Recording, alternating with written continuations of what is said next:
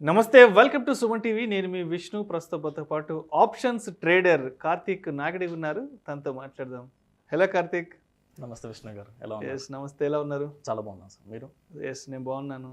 ఏంటి అసలు ఇంత చిన్న వయసుకే స్టాక్ మార్కెట్లోకి అడుగు పెట్టాలన్న ఆలోచన ఎందుకు వచ్చింది, ఎలా వచ్చింది? సో బేసికలీ నేను BBA finance background sir. Okay so obviously like నా కాలేజ్ డేస్ నుంచి కూడా లైక్ ఈవెన్ లైక్ నా ఫ్రెండ్స్తో కలిసి we started one business. So we way like చాలా బెటర్ రిటర్న్స్ అయితే వచ్చినాయి కాలేజ్ డేస్లోనే, ఈవెన్ చదువుకుంటున్నప్పుడే. సో అప్పటి నుంచే మా ఓన్గా ఏదైనా ఒక స్టార్ట్అప్ స్టార్ట్ చేయాలి, మా ఓన్గా ఏదైనా బిజినెస్ స్టార్ట్ చేయాలనుకున్నాం. సో ఆ పర్టికులర్ టైం పీరియడ్లో నేను లైక్ యూట్యూబ్లో కానీ సోషల్ మీడియాలో యాడ్స్ చూసాను ట్రేడింగ్ గురించి. సో అప్పుడు ట్రేడింగ్ అనేది ఒక ప్రొఫెషన్ ఒకటి ఉంది, అండ్ దట్టు నా ఫినాన్స్ బ్యాక్గ్రౌండ్ కాబట్టి సో నాకు కొంచెం రిలేట్ అయింది. సో దాని గురించి ఇంకా రీసెర్చ్ స్టార్ట్ చేసి సో ఇంకా ఓన్గా నేర్చుకుని so then I became full time trader. So మీరు కాలేజీలో చదువుకున్న మీ ఎడ్యుకేషన్ అది మీకు బాగా ఫెచ్ అయింది మీరు మార్కెట్లోకి అడుగు పెట్టడానికి. సేమ్ బ్యాక్గ్రౌండ్ కాబట్టి, సేమ్ బ్యాక్గ్రౌండ్, ఎడ్యుకేషన్ బ్యాక్గ్రౌండ్ అవడం వల్ల కూడా.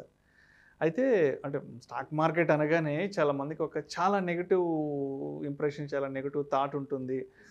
స్టాక్ మార్కెట్లో లాసెస్ ఎక్కువ ఉంటాయి, రకరకాల మాటలు చెప్తుంటారు. బట్ ఇంత చిన్న వయసులోనే మరి మీరు మార్కెట్లోకి అడుగుపెట్టారు, దాంట్లో కూడా మళ్ళీ ట్రేడింగ్ చేస్తున్నారు. మరి అంటే మీ పేరెంట్స్ సపోర్ట్ కానీ ఫ్రెండ్స్ ఏమున్నారు ఈ ఏజ్కే మీరు మార్కెట్లోకి అడుగు పెట్టడంపై? సో బేసికలీ ఫినాన్స్ సైడ్ ఏదన్నా ప్రొఫెషన్ స్టార్ట్ చేయాలి, జాబ్ అంటే ఓకే, కానీ అది ఓన్ బిజినెస్, అది పర్టికులర్ మీరు చెప్పిన ట్రేడింగ్ అనేది చాలా నెగిటివిటీ ఉంది కాబట్టి ప్రతి ఒక్కరు ఫీల్ ఏంటంటే ఈవెన్ మా పేరెంట్స్ భయపడ్డారు ఫస్ట్. ఈవెన్ ప్రతి ఫ్రెండ్ కూడా నెగిటివ్గా చెప్పి లైక్ ఇది చాలా డేంజరస్ గేమ్, బికాజ్ ఎందుకంటే ఇందులో సక్సెస్ రేట్ చూసుకుంటే 99% ఫెయిల్యూర్. ప్రతి 100 మందిలో ఒక్కరు మాత్రమే కన్సిస్టెంట్గా మనీ ఎర్న్ చేస్తారు. మనీ ఎర్న్ చేయడం వేరు సార్, లాంగ్ రన్లో సస్టైన్ అవ్వడం వేరు. అందులో 1% మాత్రం సక్సెస్ రేట్ ఉంది. బట్ నా పర్సనల్ ఫీలింగ్ ఏంటంటే అట్లీస్ట్ ఆ 1% ఎర్న్ చేస్తున్నారంటే దే ఆర్ డూయింగ్ సంథింగ్. వీళ్ళు 99% పీపుల్ చేయలేని వాళ్ళు ఇది చేస్తున్నారు కదా. So then I started learning about like what big players are doing. ఈ పెద్ద లైక్ ఆల్మోస్ట్ లాస్ట్ 20 yearsలో మార్కెట్లో సర్వే అయిన పీపుల్ ఇప్పుడు ఏం చేసి మార్కెట్లో సర్వే అవుతున్నారు నేను స్టడీ చేసి సో ఆ స్కిల్ని అడాప్ట్ చేసుకున్నాను. సో ఇనిషియల్లీ మా పేరెంట్స్ ఒప్పుకోలేదు. So now they are very happy, like ఇప్పుడు నా వర్క్ కానీ నా రిటర్న్స్కి కానీ so they are completely satisfied. Okay. అయితే స్టాక్ మార్కెట్లో డెరివేటివ్ సెగ్మెంట్ అంటే చాలా జాగ్రత్తగా ఉండాలి, చాలా బ్యాలెన్స్డ్గా ఉండాలి, అండ్ లాసెస్ కూడా దారుణంగా ఉంటాయి. ఓకే, రిటర్న్స్ కూడా అంతే స్థాయిలో ఉంటాయి. చాలామంది ఆప్షన్స్ జోలికి వెళ్ళడానికి, డెరివేటివ్ సెగ్మెంట్లకు చాలామంది భయపడుతుంటారు. బట్ ఇంత చిన్న వయసుకే మరి డెరివేటివ్ సెగ్మెంట్లోకి ఎలా అడుగు పెట్టారు? అసలు ఏంటి ఆ మొండి ధైర్యం ఏంటి అసలు? సో మొండి ధైర్యం అంటే బేసిక్గా ఇక్కడ 2 things ఉంటాయి సార్. ఫస్ట్ పాయింట్ ఏంటంటే మైట్ బి ఇప్పుడు మీరు చెప్పిన పాయింట్ నన్ను చాలామంది భయపెట్టారు, లైక్ ఈక్విటీలో బెటర్ రిటర్న్స్ వస్తున్నప్పుడు ఈక్విటీలోనే ఎర్న్ చేసుకోవచ్చు కదా, వై ఆప్షన్స్ పర్టికులర్. సో నాకేమనిపించింది అంటే ఈక్విటీ అంటే స్కిల్ వన్స్ ఈక్విటీలో మాస్టర్ అయిన తర్వాత నాకు అందులో చాలా మీడియం రిటర్న్స్ వస్తుంది. నాకు వన్స్ మార్కెట్ సైకాలజీ స్టడీ చేయడం తెలిసిన తర్వాత సో నేను ఎందుకు కొంచెం బెటర్ రిస్క్ తీసుకోవద్దని డెరివేటివ్ స్టార్ట్ చేశాను. అండ్ టు బీ ఫ్రాంక్ చెప్తున్నాను సార్, ఆప్షన్స్ గురించి తెలుసుకున్న తర్వాత నాకు ఈక్విటీ కంటే ఆప్షన్స్ బెటర్ అనిపిస్తుంది. Okay. So options like because ఎందుకంటే ఈక్విటీలో మనం లాంగ్ టర్మ్ ఇన్వెస్ట్ చేసినప్పుడు at any point of time మార్కెట్లో ఒక డిస్టర్బెన్స్ వస్తే, ఫర్ ఎగ్జాంపుల్ నేను 1 year టార్గెట్ పెట్టుకున్నాను నా రిటర్న్స్కి, అది 6 months పొడిగించవచ్చు, లైక్ లారల్స్ ఎక్స్టెండ్ అవ్వచ్చు 6 months, లేదా 1 year అడిషనల్ ఎక్స్టెండ్ అవ్వచ్చు. బట్ ఆప్షన్స్లో అలా ఉండదు, ఒక పర్టికులర్ ఎక్స్పైరీ టైం ఉంటుంది కాబట్టి ఎక్స్పైరీ టైంలో సో లాస్ వచ్చినా నేను బ్యాలెన్స్ చేసుకుని ప్రాఫిట్లు అయితే క్లోజ్ చేసుకోగలను. సో కంపారిటివ్ ఈక్విటీ నా పర్సనల్ ఎక్స్పీరియన్స్తో నాకు ఆప్షన్ అనేది చాలా సేఫ్ గేమ్. కార్తిక్, మరి లాస్ట్ 3-4 yearsగా మార్కెట్లో ఉన్నారు, ట్రేడింగ్ చేస్తున్నారు. అయితే ఈ లాస్ట్ 2-3 yearsలో మార్కెట్ వైపు నుంచి మీకు పెద్ద ఛాలెంజ్ అనేది ఎప్పుడు వచ్చింది? ఎందుకంటే డెరివేటివ్ సెగ్మెంట్లో ఉన్నారు, సో రిస్క్ రివార్డు అంతే స్థాయిలో ఉంటాయి. మరి ఇంత చిన్న వయసుకి అంత పెద్ద ఛాలెంజెస్ని మీరు ఎప్పుడు ఏ సందర్భంలో ఫేస్ చేశారు? సో డెఫినెట్లీ సార్, నేను కెరీర్ స్టార్ట్ చేసిన తర్వాత నేను 2 big scenarios చూసాను. ఫస్ట్ కోవిడ్, లైక్ కోవిడ్లో చాలా బిగ్ ఫాల్ అయితే వచ్చింది, తర్వాత మార్కెట్స్ మళ్ళీ రికవర్ అని. అండ్ రీసెంట్గా నేను ఫేస్ చేసిన ఒక biggest challenge last month Russia Ukraine war వల్ల క్రూడ్ ఆయిల్ ప్రైజెస్ ఇంక్రీజ్ అవ్వడం, మార్కెట్లో మనం చాలా బిగ్ కరెక్షన్ చూసాం. If in case particularly Nifty March మిడ్లో ఒక 3 days 1000 points పడి మళ్ళీ ఇమీడియట్గా 3 daysలో 1000 points రికవర్ అయింది. So this was the biggest challenge, రీసెంట్గా నేను ఫేస్ చేసిన బిగ్గెస్ట్ ఛాలెంజ్. సో ఈ ఛాలెంజ్లో నేను ఎలాంటి అడ్జస్ట్మెంట్స్ చేశాను, ఎంత రిటర్న్స్ చేశాను మీకు ఒకసారి లైవ్ మార్కెట్లో చూపిస్తాను. అండ్ ఇక్కడ మీరు చూస్తే యాజ్ ఆఫ్ నౌ ఇది నా ఫస్ట్ స్టాక్స్ ఒక అకౌంట్, నా పర్సనల్ అకౌంట్ చూపిస్తున్నాను. ఇందులో నేను యూజ్ చేసే క్యాపిటల్ 6 lakhs ఆప్షన్ సెల్లింగ్ ఒక అకౌంట్లో. ఆల్రెడీ ఈరోజు పొజిషన్ మీరు చూడొచ్చు, నియర్లీ 6,500 ప్రాఫిట్ అయితే రన్ అవుతుంది. అండ్ లాస్ట్ మంత్ రిపోర్ట్ చూపిస్తాను మీకు ఒకసారి, మార్చ్ మంత్. సో రిపోర్ట్స్లోకి వెళ్ళి మనం we are checking P&L report March 1st నుంచి March 31st వరకు చూద్దాం. అండ్ నేను కంప్లీట్ F&O కాబట్టి నేను ఇక్కడ F&O సెగ్మెంట్ సెలెక్ట్ చేస్తాను. అండ్ ఇక్కడ మనం క్లియర్గా చూస్తే నేను మార్చ్ మంత్లో నేను యూజ్ చేసిన క్యాపిటల్ 6 lakhs, 6 lakhsకి 68,202 రూపీస్ ప్రాఫిట్ వచ్చింది. అండ్ ఛార్జెస్ పోగా 5,900 ఛార్జెస్ పోగా 62,226 ప్రాఫిట్ నా అకౌంట్లోకి వచ్చింది. అంటే మైట్ బి అది ఎంత బిగ్ వాల్టైల్ మార్కెట్ అయినా సరే, even in that big market, అంత పెద్ద వాల్టైల్ మార్కెట్లో కూడా నేను 11% రిటర్న్స్ తీసాను. 11%. ఆల్రెడీ మనం మాట్లాడుకున్నాం వీక్లీ 1%, నేను మంత్లీ 4 or 5% ప్లాన్ చేసుకుంటే ఈవెన్ ఇన్ దట్ అంత వాల్టైల్ మార్కెట్లో కూడా వీ మేడ్ 11%. సో ఆప్షన్ సెల్లింగ్లో అదే బ్యూటీ. సో మార్కెట్ ఎంత వైలెంట్గా వెళ్తే అంత బెటర్ ఆపర్చునిటీస్ కూడా ఇస్తుంది. కాకపోతే మనకి ఎలా అడ్జస్ట్ చేసుకోవాలి, ఎలా హ్యాండిల్ చేయాలి తెలియాలి అంతే. So that's the beauty in option selling. So అయితే మీరు ఎక్కువ ఆప్షన్ సెల్లింగ్ ఎక్కువ కదా, ఆప్షన్ సెల్లింగ్ ఎందుకు పర్టికులర్గా ఆప్షన్ సెల్లింగ్ వైపు మీరు మొగ్గు చూపారు?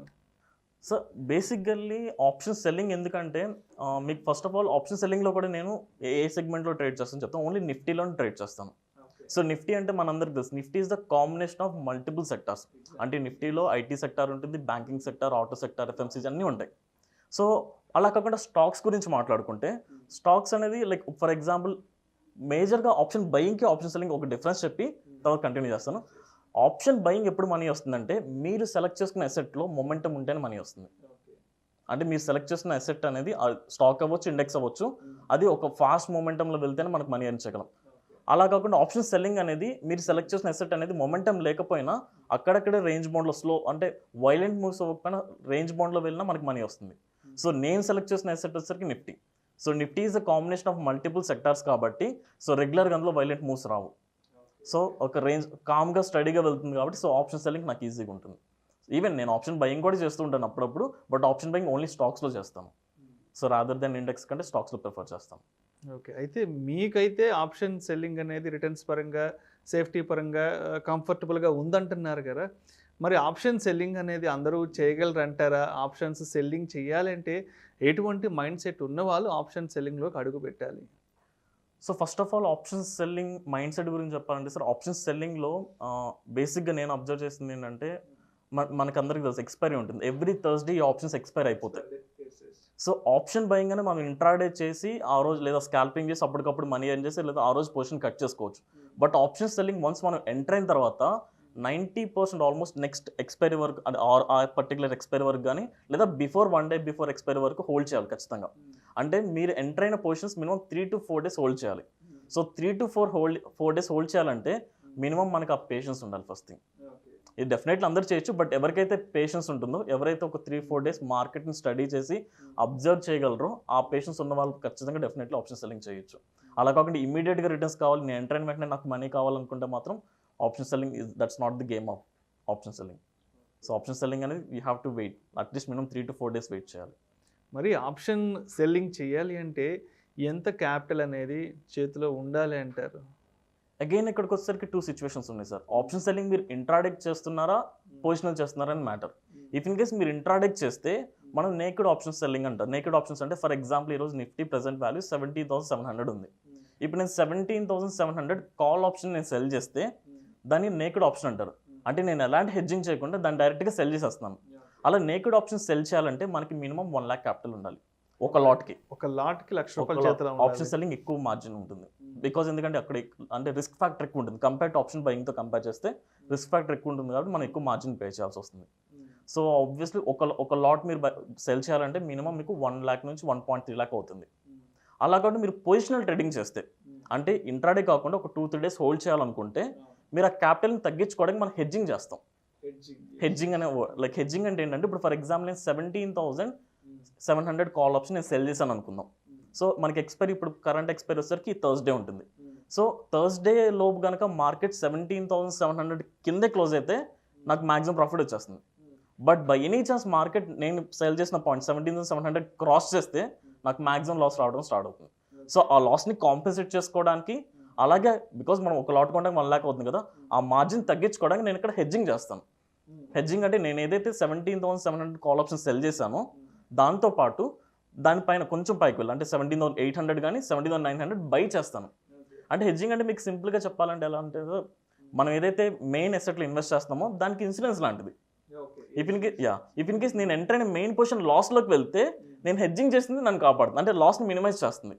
సో దీనివల్ల నేను మార్జిన్ తగ్గించుకోవచ్చు. అలా హెడ్జింగ్ చేయడం వల్ల మనం నేకెడ్ ఆప్షన్స్ సెల్ చేయాలంటే 1 lakh అవుతుంది, బట్ హెడ్జింగ్ చేస్తే జస్ట్ 25 to 30,000కి ఒక లాట్ కొని సెల్ చేయొచ్చు. అలా మార్జిన్ మనం తగ్గించుకోవచ్చు. సో ఇఫ్ ఇన్ కేస్ మీరు ఇంట్రాడే చేస్తే మీకు మార్జిన్ వచ్చేసరికి 1 lakh కావాలి, మీరు హెడ్జింగ్ చేసి పొజిషనల్ చేస్తే 25 to 30,000లో ఒక లాట్ వస్తుంది. మరి ఆప్షన్స్ సెల్లింగ్ విషయంలో రిస్క్ రివార్డ్ ఎలా ఉంటుంది, అండ్ రివార్డ్ని ఎంతవరకు ఎక్స్పెక్ట్ చేసుకోవచ్చు రిటర్న్స్ని? సో బేసికలీ రిస్క్ రివార్డ్ అనేది ఇండివిజువల్ పర్స్పెక్షన్ బట్టి ఉంటుంది సార్, అండ్ దట్టు క్యాపిటల్ బట్టి కూడా ఉంటుంది. అంటే లైక్ నా క్యాపిటల్ తగ్గట్టు నేను ఎంత రిస్క్ మేనేజ్ చేయగలను, ఎంత రివార్డ్ తీసుకోగలను, అది నా మైండ్ సెట్. బట్ కంప్లీట్గా ఇప్పుడు నా మైండ్ సెట్ చెప్తాను సార్. సో బేసికల్లీ రిస్క్ అనేది ప్రతి దాంట్లో ఉంటుంది. ఈక్విటీలో ఉంటుంది, option buying, option selling, commodity, మీరు ఏ సెగ్మెంట్. అసలు బేసిక్గా ట్రేడింగ్ అంటేనే హై ప్రాబబిలిటీ గేమ్. ఎగ్జాక్ట్గా 100% ఇన్సూరెన్స్ ఎవరు ఇవ్వలేరు. సో ఇక్కడ రిస్క్ వచ్చేసరికి లైక్ రాదర్ దాన్, అంటే ప్రతి ఒక్కరు రిస్క్ని కాంపన్సేట్ చేసుకోవడానికి స్టాప్ లాస్ అనే కాన్సెప్ట్ వాడుతూ ఉంటారు. అంటే వాళ్ళు ఎంటర్ అయిన పొజిషన్ నుంచి స్టాప్ లాస్ ప్లేస్ చేసుకుని ఆ స్టాప్ లాస్ ఇట్ అయితే ఎగ్జిట్ అవుతారు. బట్ నేను నా రిస్క్ని ఏం చేస్తాను అంటే స్టాప్ లాస్ పెట్టకుండా, అంటే బేసిక్గా నేను స్టాప్ లాస్ ఫాలో అవును. స్టాప్ లాస్ ప్లేస్ చేయకుండా మార్కెట్ సెంటిమెంట్ తగ్గట్టు, మార్కెట్ మూవ్మెంట్ తగ్గట్టు నా పొజిషన్స్ని అడ్జస్ట్ చేసుకుంటూ నా లాస్ని కాంపన్సేట్ చేసుకుంటాను. సో రిస్క్ డెఫినెట్లీ ఆప్షన్ సెల్లింగ్లో ఎక్కువ రిస్కే ఉంటుంది. బట్ రాదర్ దాన్ మీరు, అంటే బేసిక్గా ట్రేడింగ్ అనేది ఎలాంటి గేమ్ అంటే ఎంటర్ అవడం మ్యాటర్ కాదు. మార్కెట్ మీకు అగెయిన్స్ట్గా వెళ్ళినప్పుడు, అంటే మీరు లాస్లోకి వెళ్తున్నప్పుడు దాన్ని ఎలా అడ్జస్ట్ చేస్తారనే స్కిల్ ఇక్కడ.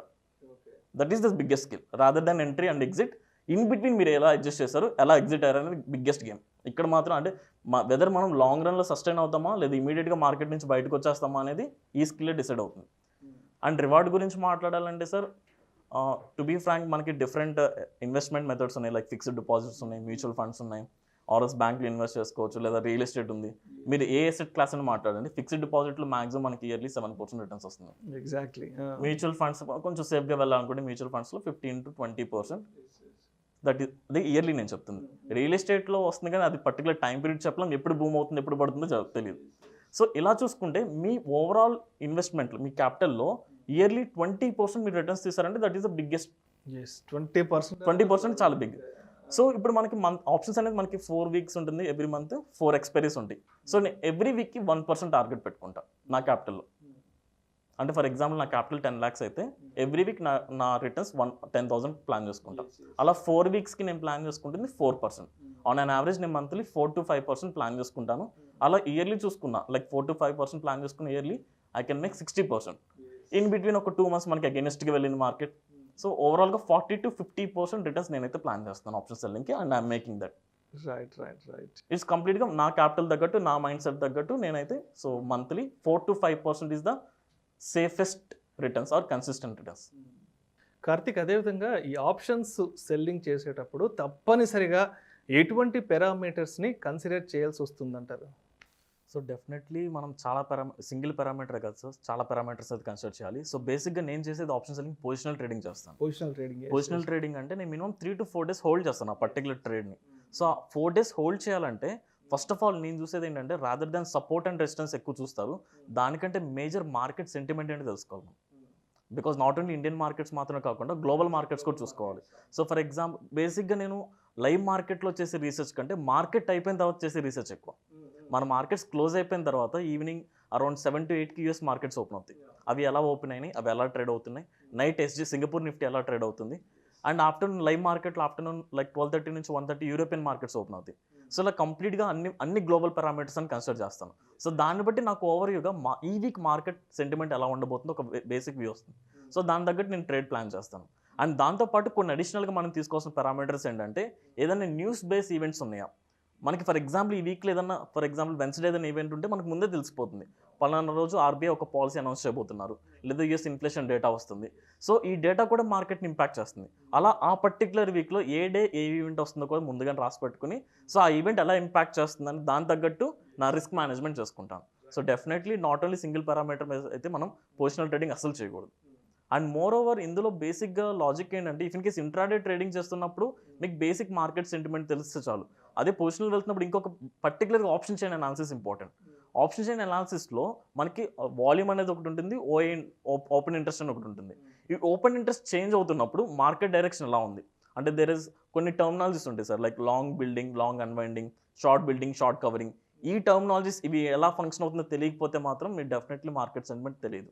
అంటే ట్రాప్స్ చేస్తున్నారా, అది రియల్ మూమెంటే మనకు తెలియదు. సో డెఫినెట్లీ పారామీటర్స్ అన్ని తెలుసుకుని మార్కెట్ సెంటిమెంట్ తెలుసుకోగలిగితే సో మీ ట్రేడ్ ప్లాన్ అయితే 100% సక్సెస్ అవుతుంది. అదేవిధంగా ఈ కొలేటరల్ అంటారు కదా, మరి ఈ కొలేటరల్ అనేది ఆప్షన్ సెల్లర్స్కి ఏ విధంగా బెనిఫిట్ అవుతుంది అంటారు? కోలెటరల్ అంటే మీకు సింపుల్గా ఎక్స్ప్లెయిన్ చేస్తాను sir. For example me capital 10 lakhs అనుకుందాం.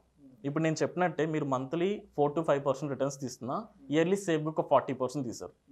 సో ఈ రిటర్న్స్ని ఆప్షన్ సెల్లింగ్తో పాటు ఇంకా అడిషనల్గా ఎక్కువ రిటర్న్స్ కావాలంటే మనం కోలెటరల్ పెట్టుకోవచ్చు. ఇప్పుడు నేను ఏం చేస్తానంటే, ఇప్పుడు నా దగ్గర ఉన్న 10 lakhsని నా బ్రోకర్తో నేను కాంటాక్ట్ అయ్యి నేను ఫస్ట్ ఆ 10 lakhsని నేను మ్యూచువల్ ఫండ్స్లో ఇన్వెస్ట్ చేస్తాను. Okay okay. నా క్యాపిటల్కి మ్యూచువల్ ఫండ్ నుంచి ఇయర్లీ నాకు ఎంత రిటర్న్స్ వస్తుంది? 15 to 20%. సో 15 అనుకుందాం, 15% రిటర్న్స్ వచ్చిందా ఇయర్లీ. ఎప్పుడైతే కోలెటరల్ పెట్టానో సో నాకు డిమార్ట్ అకౌంట్ నుంచి లైక్ మన పర్టికులర్ మీరు ఏ డిమార్ట్ అకౌంట్ వాడినా వాళ్ళు మనకి అగైన్స్ట్గా దానికి మార్జిన్ అనేది ప్రొవైడ్ చేస్తారు. అంటే ఆ 10 lakhs మ్యూచువల్ ఫండ్లో ఉన్నా సరే నేను ఆ 10 lakhsలో కొంత పార్ట్ ఆఫ్ మనీని ఆప్షన్ సెల్లింగ్ మళ్ళీ వాడుకోవచ్చు. అది 100% వాడుకోలేము సార్. మనకి హెయిర్ కట్ అనే కాన్సెప్ట్ ఉంటుంది. అంటే మీరు ఇన్వెస్ట్ చేసే ఎసెట్ క్లాస్ బట్టి వాళ్ళు కొంత పార్ట్ని కట్ చేస్తారు. ఇప్పుడు మ్యూచువల్ ఫండ్లో ఫర్ ఎగ్జాంపుల్ ఇన్వెస్ట్ చేస్తే 10 lakhsకి నేను 9 lakhsతో మళ్ళీ అడిషనల్గా ఆప్షన్ సెల్లింగ్ చేయొచ్చు. ఈ 9 lakhsకి నేను ఇయర్లో ఒక 40% రిటర్న్స్ తీసిన 40% రిటర్న్స్ నా ఆప్షన్ సెల్లింగ్ మెయిన్ బిజినెస్ నుంచి వస్తుంది. ప్లస్ నేను ఆల్రెడీ మ్యూచువల్ ఫండ్లో ఇన్వెస్ట్ చేస్తాను కదా, ఆ మ్యూచువల్ ఫండ్ నుంచి అడిషనల్ 15% వస్తుంది. అలా నేను 60 to 70% ప్లాన్ చేయగలను ఇయర్లీ. సో అలా కోలెటరల్ పెట్టుకోవడం వల్ల ఆప్షన్ సెల్లర్కి ఇఫ్ ఇన్ కేస్ అతను మేజర్ బిజినెస్ ఆప్షన్ సెల్లింగ్లో కొంత లాస్ అయినా ఈ మ్యూచువల్ ఫండ్ నుంచి వచ్చేది రికవర్ అంటే సేఫ్ జోన్లోకి వస్తాం. ఇది ఆప్షన్ సెల్లర్కే కాదు sir, even long term invest చేస్తున్న పీపుల్ కొంతమంది ఈక్విటీలో ఇన్వెస్ట్ చేస్తుంటారు కదా, వాళ్ళకు కూడా ఈ బెనిఫిట్ ఉంటుంది. ఫర్ ఎగ్జాంపుల్ మీకు ఒక 25 lakh worth portfolio equity portfolio ఉందనుకుందాం. ఆ 25 lakh వర్త్ పోర్ట్ఫోలియోని మీ డిమార్ట్ అకౌంట్ వాళ్ళతో మాట్లాడుకుని మీరు సో దాన్ని కొంత మార్జిన్ తీసుకుని అగైన్ దాన్ని ఆప్షన్ సెల్లింగ్ కూడా యూజ్ చేసుకోవచ్చు మీరు. So that is the biggest advantage and చాలా మంది ఆప్షన్ సెల్లర్స్కి తెలియదు. Thank you so much Karthik. Thank you so much. ఇంత చిన్న వయసులోకి స్టాక్ మార్కెట్లోకి ఎలా అడుగు పెట్టారు అండ్ స్టాక్ మార్కెట్లో మీ జర్నీ ఎలా ఉంది అండ్ ఎస్పెషల్లీ ఈ ఆప్షన్స్ సెల్లింగ్లో మీ ఎక్స్పీరియన్సెస్ ఏంటనే విషయాల గురించి కూడా ప్రేక్షకులకు మీ విశ్లేషణ ద్వారా చాలా చక్కగా వివరించారు. Thank you so much Karthik. Thank you so much.